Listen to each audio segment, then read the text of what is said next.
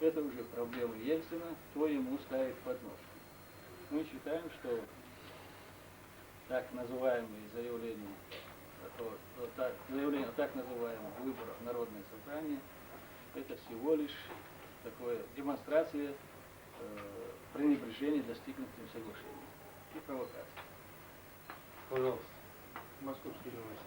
Скажите, пожалуйста, готов ли у вас уже проект большого политического договора, который вы могли бы предложить России? И если да, то какие принципиальные положения он предусматривает?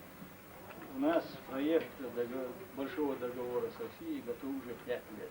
Мы его предлагали. У нас есть несколько проектов, до 10 вариантов, которые в той или иной мере учитывают интересы России на Кавказе и в частности в Чечне. Но основным принципом всех этих договоров, проектов, имеется в виду, является сохранение независимости чеченского государства. Этот принцип незыблем. Он не может быть увязан ни с каким-то военным положением, ни с оккупацией части даже всей территории чеченского государства.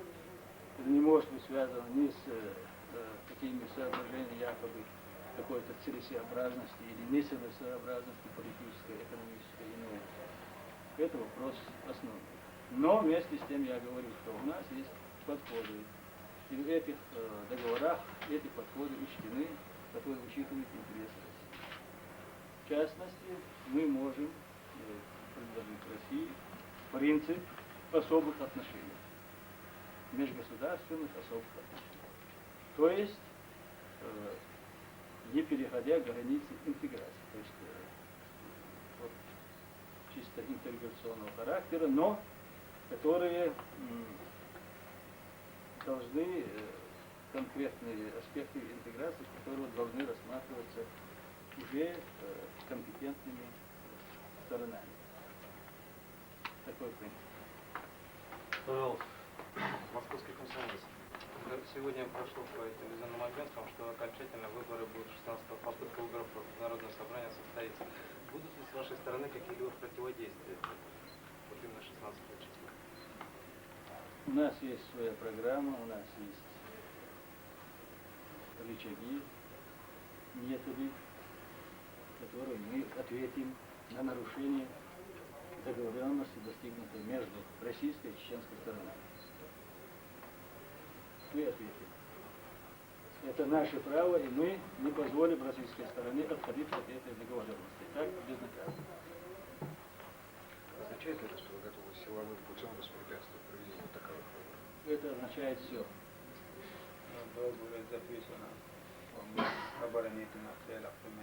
В договоре одним из пунктов сказано, что стороны имеют право отвечать в одностороннем порядке на любые провокации, пресекать. И совместно пресекать иные провокации. Вот сегодня мы можем предложить России, это документально будет обнародовано, но на Государственном комитете обороны принято решение обратиться к руководству России о выдаче государственного преступника Завгаева. В частности, это связано с тем, что он начал уже с 10 числа нарушать достигнутую договоренность. А в договоренности как раз указано, что обе стороны принимают совместные меры по пресечению нарушений договора. Так что мы имеем полное право сейчас требовать от России выдачи этого преступления. У кого еще есть какие вопросы?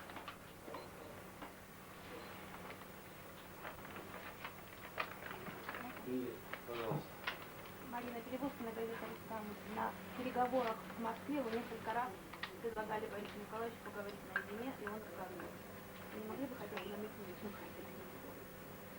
Нет, это я мог бы с ним говорить. Я хотел ему реально картину изложить, которая складывается в проблеме. Скажите, какое будущее вас ждет у правительства Завгаева? Понимаете, из ничего ничего не возникает, ничего никуда не исчезает. У Долгаева не может быть будущего. Только проклятый народ. Какой исход президентских выборов в России вы считали бы наихудшим для Чечни? Некоторые свои нынешние шаги предприняли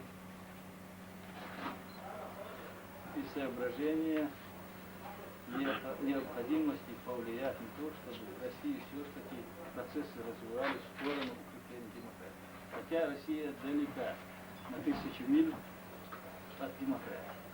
Но мы хотим, чтобы она продвигалась. Мы, пока существует этот мир, обречены жить с Россией рядом. Мы реалисты, мы учитываем, что Чечню нельзя ни за пазуху засунуть или в мешок и куда-то унести. И в Россию нельзя. Это проблема реальная и проблема главная. И мы исходим из этого. И поэтому, конечно, считая это сугубо внутренним делом России, президентские выборы, другие выборы России, мы, конечно, очень заинтересованно смотрим, в какую сторону могут идти процессы развития России. И в данный момент мы приложили максимум возможных на этот момент усилий, чтобы помочь России выдержать какое-то такое медленное, малоощутимое движение к демократии. Думаю, что это наш долг, потому что мы, заботясь о независимости, о свободе, о демократии в своем государстве, в своем народе, для своего народа, мы должны знать и помнить, и не забывать, что процессы демократизации, они не могут быть какими-то локальными, они взаимозависимы, тем более в сегодняшнем мире. Еще 500 лет назад можно было там где-то пытаться установить какой-то режим более благоприятный для одного народа. Сегодня процесс другой. Поэтому мы выполнили свой долг перед человечеством на данный момент. Что будет с Долгаевым, если российская сторона будет? Он будет судим по всей строгости закона Чеченской Республики. Пожалуйста. Скажите, пожалуйста, каким конкретно именем, с каким конкретно кандидатом вы связываете надежды на развитие демократических процессов в России? Ну, раз мы пошли на такие шаги в данный момент, часто мы их связываем и с Ельциным. Но это проблема, которая должна рассматриваться в связи с некоторыми так называемыми право-левыми этой гонки. Но и я должен сказать, что я всегда симпатизировал Явлинский как человек, который более трезво смотрит на будущее России.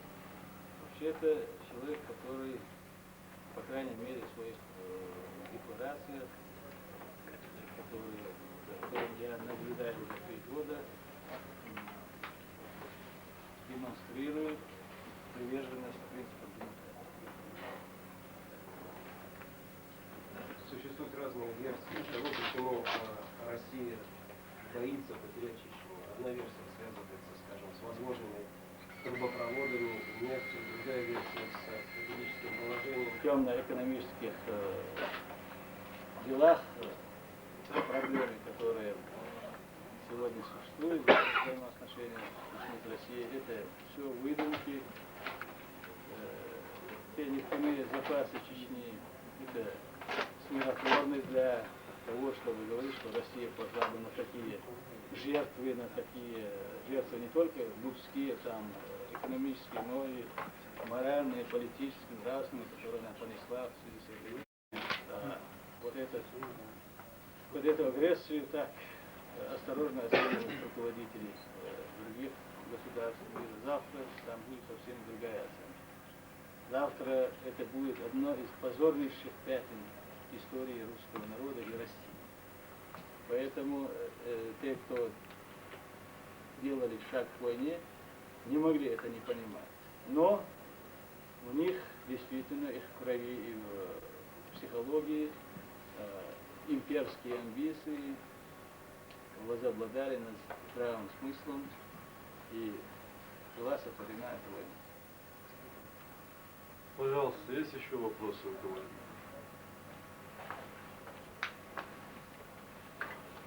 Так, хорошо, тогда, значит, вот вы знаете, что вчера была совершена провокация против делегации Чеченской Республики Ичкерия, которая возвращалась с Назрани.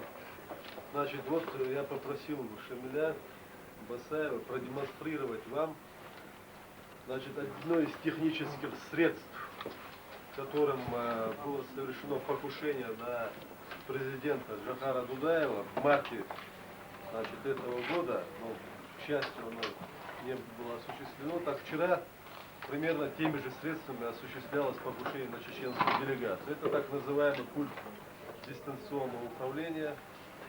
Значит, и... Вот можете даже номер записать. Это российское производство пульт дистанционного управления для подрыва минных и разных угасов.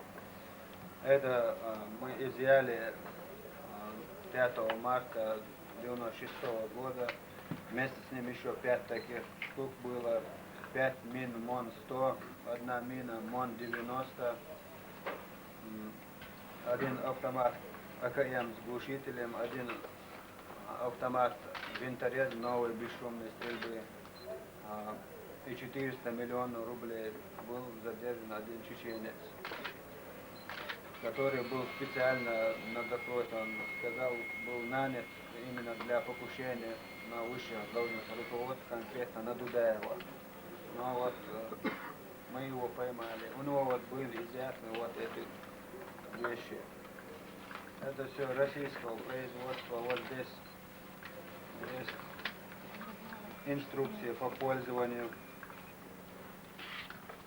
А вот сам пульт.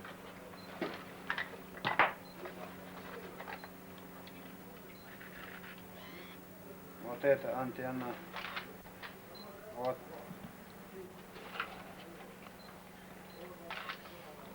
Это вот оно, предохранитель. Ничего у нас не рванет. Нет. Здесь подсоединяется конкретно к детонатору, а здесь к элементу питания. Вот именно такими дистанционными пультами вчера тоже были произведены взрывы, что примечательно, взрывы были осуществлены минами МОН-100 и МОН-90. То же самое. На эти цели были израсходованы большие деньги. Вы знаете, также было совершено покушение на Масхадова, это в Цесанюрте. Тоже вот так дистанционным пультом были произведены взрывы, в результате которых погибли мирные жители. И вот вчерашние взрывы тоже были таким же методом.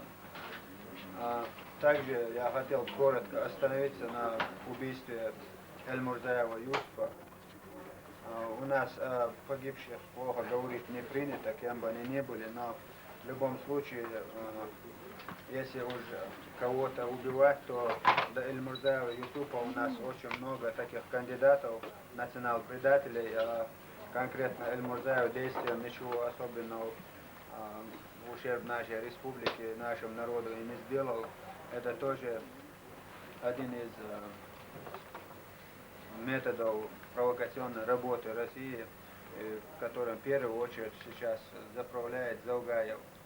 Я не знаю, что это за государство, если какой-то элементарно один клан, в данном случае Заугаевский, может управлять всей политикой России и влиять на судьбу целой России, то что это за государство, я не знаю.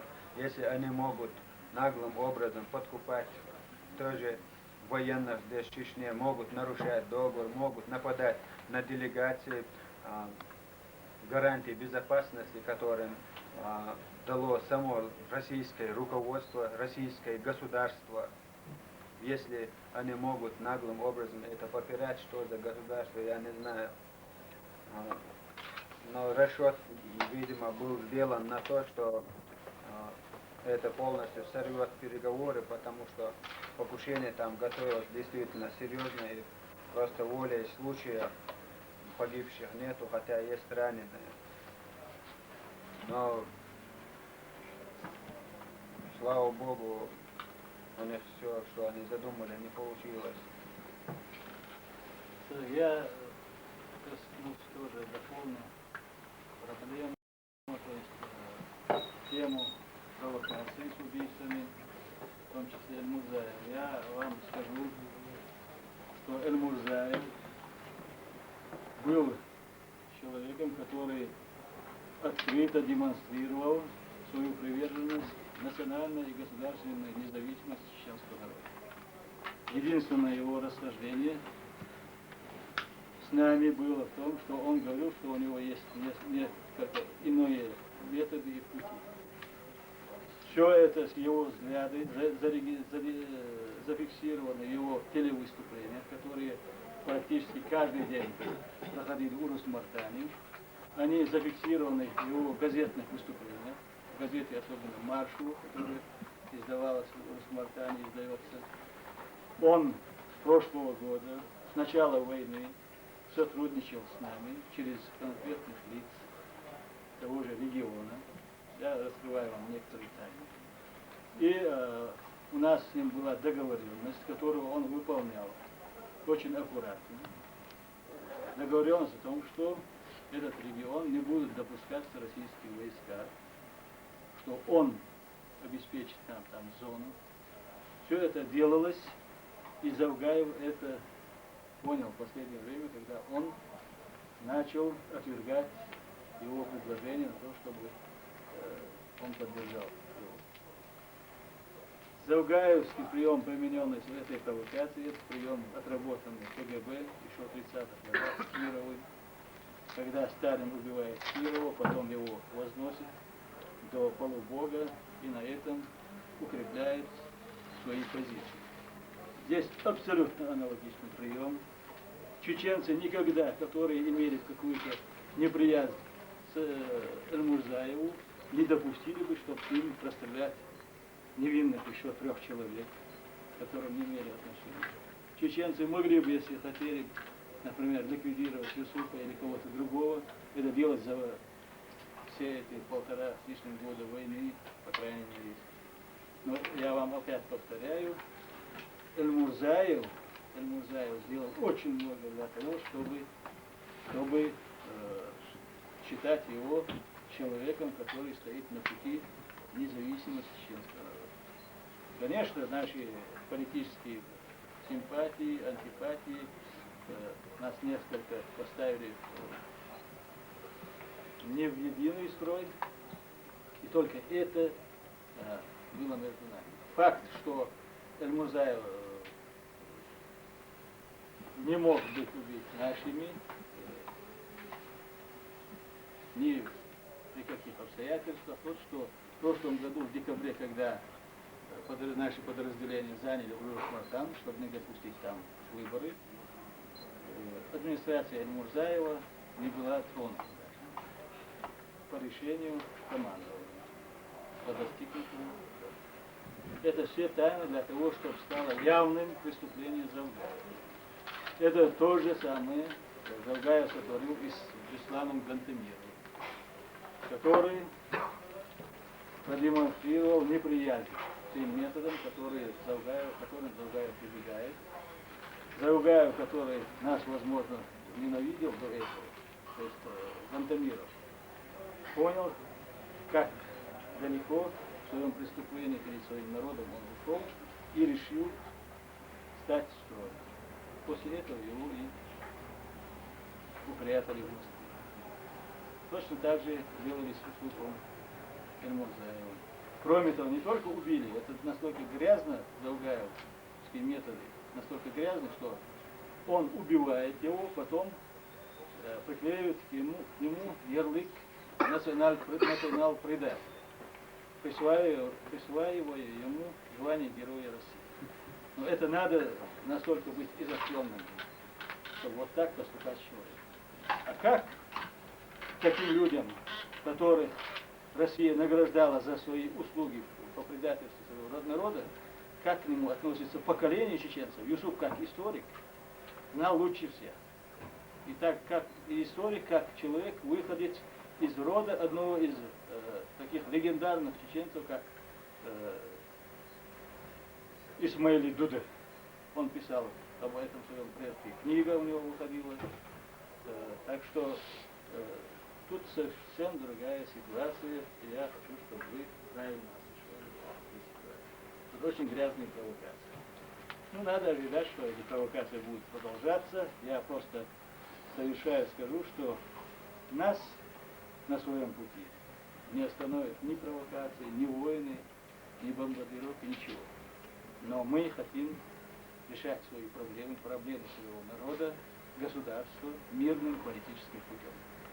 Если только нам это будет позволять ситуация, мы будем решать это только политическим, только мирным путем. И будем добиваться, чтобы противная сторона придерживалась этих путей и методов. И мы хотели, чтобы для мирового сообщества и мировой общественности был донесен этот взгляд наш. Это наша позиция. Спасибо. Так, все тогда, да? Тогда мы на этом пресс-конференцию заканчиваем. Большое спасибо. Все могут быть свободны.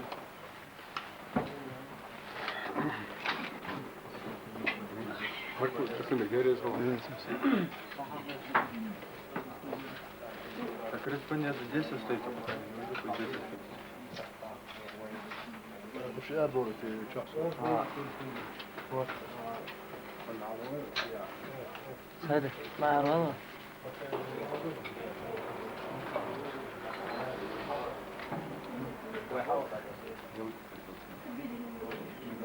Так, домой едут корреспонденты, держим машину, на которой ехали сюда.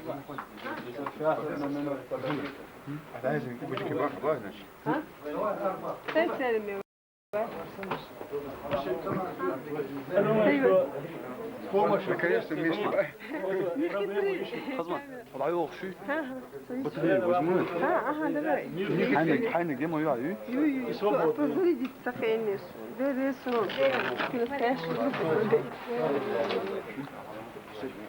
я молод.